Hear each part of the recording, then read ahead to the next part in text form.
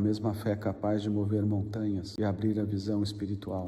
Aquele que se deixou subjugar pelas realidades terrenas, materiais, mergulha na inconsistência e impotência. Bom dia, meus amigos, bom dia, minhas amigas. Eu estou nesse lugar lindo aqui, ó, diante desse lindo quadro. Esse daqui é o Cristo ressurreto, no altar aqui da comunidade dos cristãos. Tem o candelabro, tem as cruzes ali embaixo, ó, e dela sai o Cristo ressurreto. Olha que quadro lindo, gente. E aí me ocorreu de fazer um complemento aqui, fazendo a leitura do Emil Bock, do texto dele sobre o domingo da ressurreição. Então vamos lá.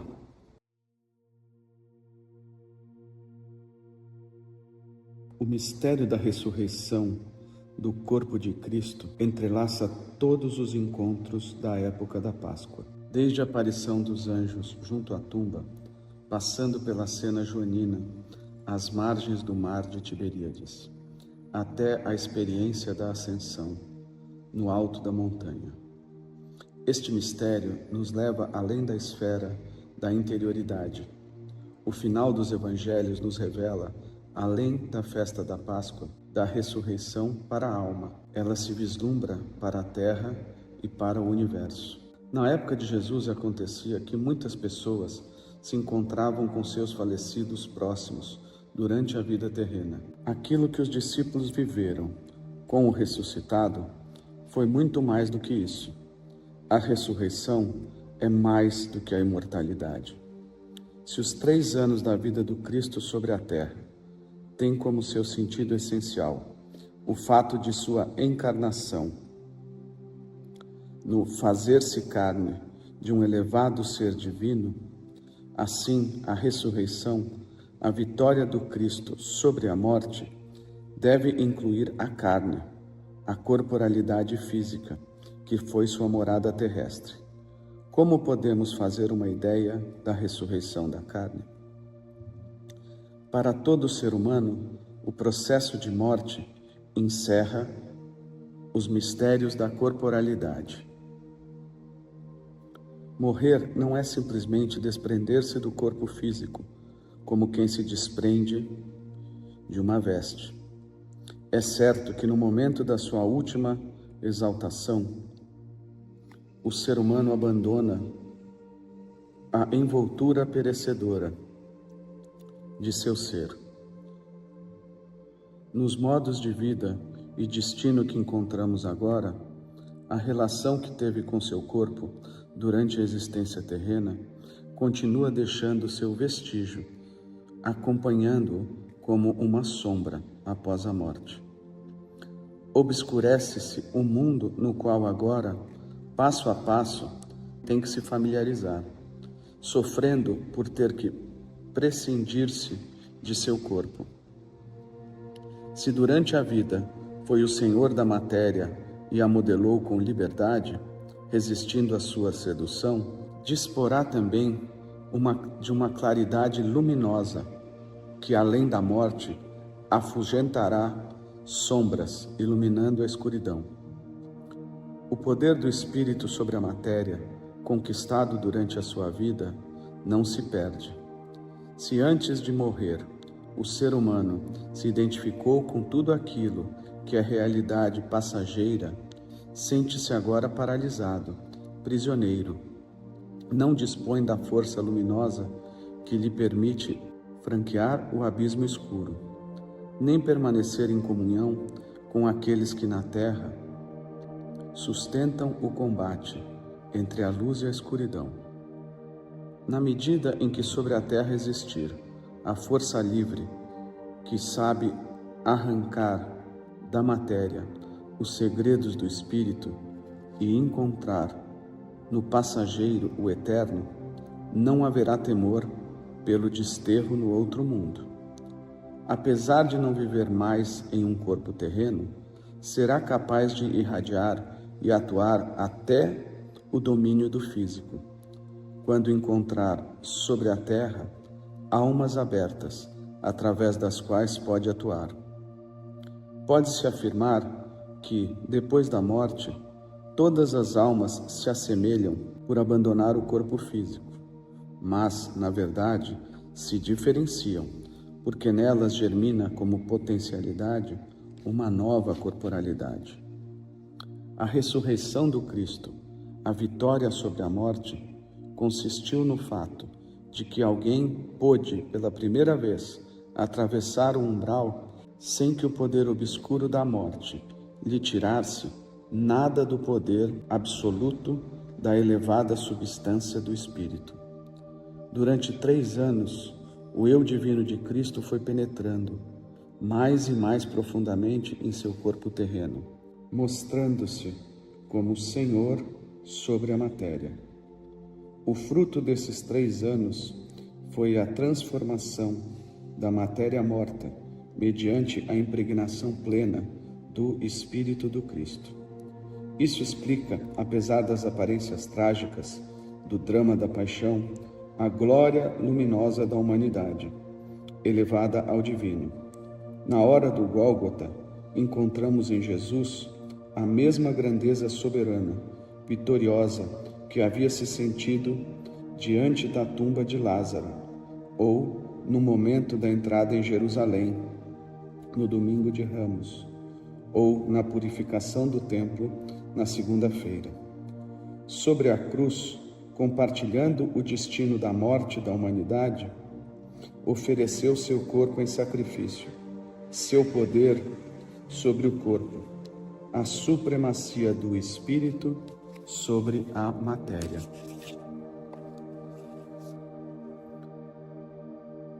Fez possível aos discípulos que o percebessem com seus órgãos físicos. Apesar de seu corpo não ser palpado materialmente, eles estavam sob o extraordinário efeito que emanava a presença do ressuscitado.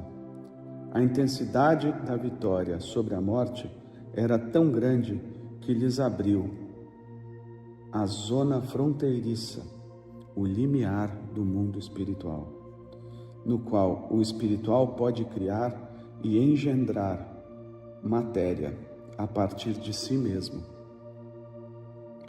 A corporalidade do ressuscitado, que se manifestou aos discípulos, era mais do que uma potencialidade.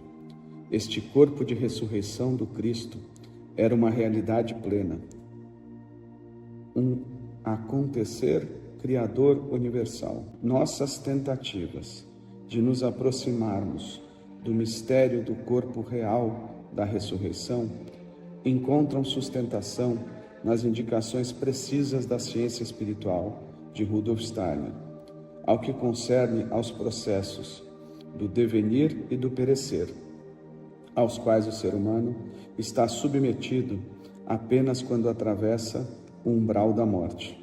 Depois de se despojar do corpo físico, que volta à Terra, uma parte suprassensível do ser humano permanece por um tempo ligado a ele. Ela, graças à sua posição de intermediária entre o corpo e a alma, serve-lhe de ponte entre a encarnação terrena e a morada no mundo anímico espiritual. Esse é o corpo etérico, vital, ou corpo de forças formativas, que é o elemento invisível do organismo humano que modela a forma e vivifica o corpo físico. É o membro suprassensível interior do ser humano e o portador da memória. É também o corpo do amor. Enquanto o corpo físico está unido ao corpo etérico, as imagens das experiências vividas emergem em fragmentos à consciência. No momento da morte, no entanto, quando a envoltura terrena mais densa é abandonada, a memória se desprende, se desapega como um imponente quadro, e a alma humana vê a trama das imagens do passado com uma claridade e uma nitidez impressionante. Esta retrospectiva, com a presença de todas as imagens da vida transcorrida, dura 3 dias. Então, o corpo vital, o segundo envoltório, expande-se até o cosmos para integrar-se ao éter do universo. Agora, o ser humano entra na esfera onde vivem as realidades anímico-espirituais. Aqui começa para seu ser uma severa prova. É quando então atravessa plenamente o umbral da morte. Sem envoltura, nem proteção alguma, a alma se vê exposta à justiça do universo, lançada ao abismo incomensurável da existência. Experimenta uma sensação de sufoco. Só podem ali sustentá-la as forças adquiridas durante a vida terrestre, conforme estava ligada ao mundo do espírito. Ele está dizendo aqui que só haverá forças para a alma do lado de lá se ele tivesse ligado às forças do espírito na terra. A única luz que o ilumina na escuridão será aquela que provenha de sua vida interior, da inclinação que tenha tido ao espírito e ao bem. Poderá se apoiar sobre aquilo que adquiriu pessoalmente apenas. Terá que se iluminar com a própria luz que tenha por méritos próprios conquistado. Aquele que se deixou subjugar pelas realidades terrenas, materiais, mergulha na inconsistência e impotência. A segunda morte, a morte da alma, ameaça. O terrível poder que a morte exerce sobre o ser humano se manifesta plenamente no momento que arrebata do ser humano seu segundo envoltório. O que ele está dizendo aqui é que no momento em que a gente se despoja das forças da alma para se elevar ainda mais ao mundo espiritual, corre-se o risco de haver a morte da alma, caso a gente não tenha desenvolvido forças da alma para que ela possa adentrar adequadamente a realidade do espírito.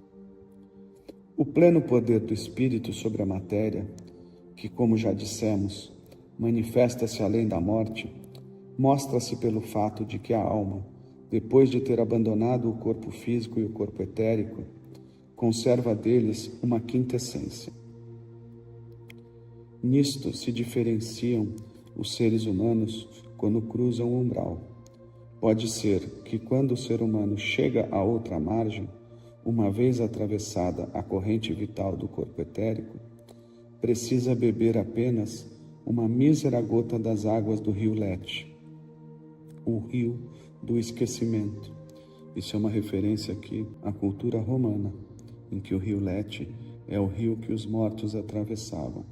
E eles tinham que levar sempre uma moeda para colocar na boca do espírito do outro lado, para que eles pudessem atravessar.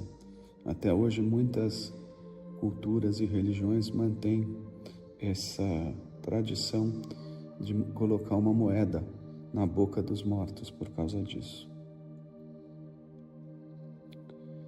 Vou repetir aqui. Pode ser que quando o ser humano chega a outra margem, uma vez atravessada a corrente vital do corpo etérico, possa beber apenas uma mísera gota das águas do rio Lete, o rio do esquecimento, trocando a recordação plena pelo grande esquecimento.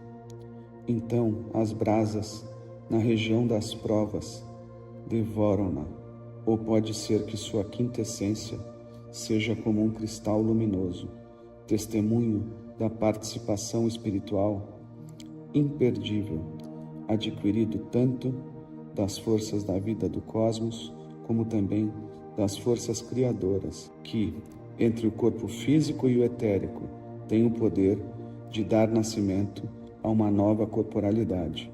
O poder vitorioso sobre a matéria e a morte, que morava no Cristo, era tão grande no momento que ele atravessou o sacrifício do Gólgota, que ele pôde arrebatar da morte a totalidade do corpo etérico com que ele viveu por 3 anos sobre a terra. Depois de 3 dias de luta espiritual, Cristo surgiu vitorioso do sepulcro na manhã da Páscoa. A morte não pôde condená-lo à impotência, mas sim, ele permaneceu presente na terra com seu corpo etérico transmutado em cristal de luz. Esta corporalidade ressuscitada que apareceu aos discípulos era muito mais do que um corpo etérico. Gente, eu vou explicar tudo isso na sequência desse podcast aqui, num outro podcast. Não se preocupe. Esta corporalidade ressuscitada que apareceu aos discípulos era muito mais que um corpo etérico. Por estar impregnada da quinta essência de seu corpo físico, conservou sua forma, evitando a tendência cósmica, centrífuga e a unificação com o éter do universo. Existe uma tendência no corpo etérico de ele se dissipar, saindo do centro e indo para a periferia. É isso que ele chama aqui de tendência cósmica centrífuga. E aí a unificação com o éter do universo é o que ocorre quando esse corpo etérico se dissipa do centro para a periferia. Ele se une com todo o universo ao seu redor. Chegamos então ao significado profundo da palavra quintessência. Segundo a antiga concepção, o quinto elemento suprassensível espiritual está além dos 4 elementos, e é ele que mantém a coesão dos 4 elementos do mundo material, segundo o princípio da forma. Representa uma ideia-força de toda a forma corporal. Podemos ter a representação do corpo etérico do Cristo, arrebatado da morte, graças à sua qualidade bem particular, transbordante de forças criadoras. Essas forças criadoras são as forças etéricas, forças de vida, forças formativas, forças da vitalidade. Não era propriamente um corpo físico. Por sua força e sua forma, era o mais próximo que podia estar do plano físico em que se encontravam os discípulos. A corporalidade espiritual do ressuscitado poderia ser caracterizada como um corpo etérico, semelhante a um corpo físico que vive e atua sobre a terra, ou como um corpo físico elevado ao nível do corpo etérico, liberado do poder da morte e do perecer. É evidente que, frente ao maior enigma que houve sobre a terra, as palavras e os conceitos humanos são apenas torpes comparações. Mas à medida que, paulatinamente, começamos a entrever a realidade vivente desse mistério, através da obra de Rudolf Steiner, da antroposofia, que nos dá essa possibilidade, encontramos um ponto de apoio onde nosso pensar e conhecimentos possam ser elevados. Aqui ele terminou o texto. Eu vou adiantar aqui para vocês, como a gente tem falado sempre das hierarquias, o corpo da ressurreição, ele é um corpo em que existem em pleno desenvolvimento, em plena harmonia, a atuação das 9 hierarquias espirituais e da Trindade Divina. No pensar humano transformado, que se desenvolve numa força da alma plena, como força da fé, a mesma fé capaz de mover montanhas e abrir a visão espiritual. No sentir transformado, como amor cósmico, e esse amor cósmico cria umas ondas toroidais ao redor de todos os níveis da alma, e a principal delas vem do coração. Uma força toroidal é uma força que ela fica assim, como várias camadas, assim, várias camadas de um lado e várias camadas do outro, do corpo, como se fossem sempre metades de um círculo que vão se expandindo para um lado e para o outro. Elas ficam na cabeça, elas ficam no polo intermediário, elas ficam no polo inferior. Então essas forças do corpo etérico, expandidas pelo amor cósmico, que é a transformação da faculdade humana do sentir, essas ondas são um escudo protetor do ser humano que permite ao ser humano conquistar a luta com qualquer ser. Nenhum mal pode atingir o ser humano quando a força do sentir, a força do amor se desenvolve plenamente na sua alma. Essa força do amor, esse escudo protetor, é a mesma armadura da qual São Paulo fala na Bíblia. E por fim, no nível do querer, existe a atuação da vontade cósmica do próprio Deus Pai. E quando essa vontade cósmica atua na nossa alma, tudo aquilo que a gente intenciona criar movimenta todos os seres da criação para que isso se torne uma realidade. É desse mesmo nível da vontade divina que o próprio Deus Pai criou todo o universo. E além da força das hierarquias, atuando plenamente no pensar, no sentir e no querer, a gente tem também a plena manifestação da Trindade divina, no pensar, no sentir e no querer. E acima desse nível, no nosso espírito, nós vivemos um estado de união com as 9 hierarquias e com a Trindade divina.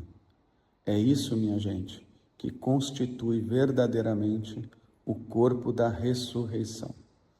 Mas a gente ainda vai falar disso e de muito mais coisas nos próximos podcasts. Eu vou falar um pouquinho mais disso agora, ainda no outro podcast sobre a Semana Santa, em que eu vou explicar um pouquinho mais do que o Milbock falou aqui. E nós vamos ler o Evangelho de Marcos, de Mateus e de Lucas a respeito da ressurreição.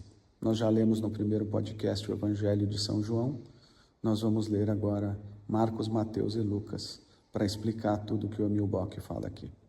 Fiquem com Deus. Muito obrigado.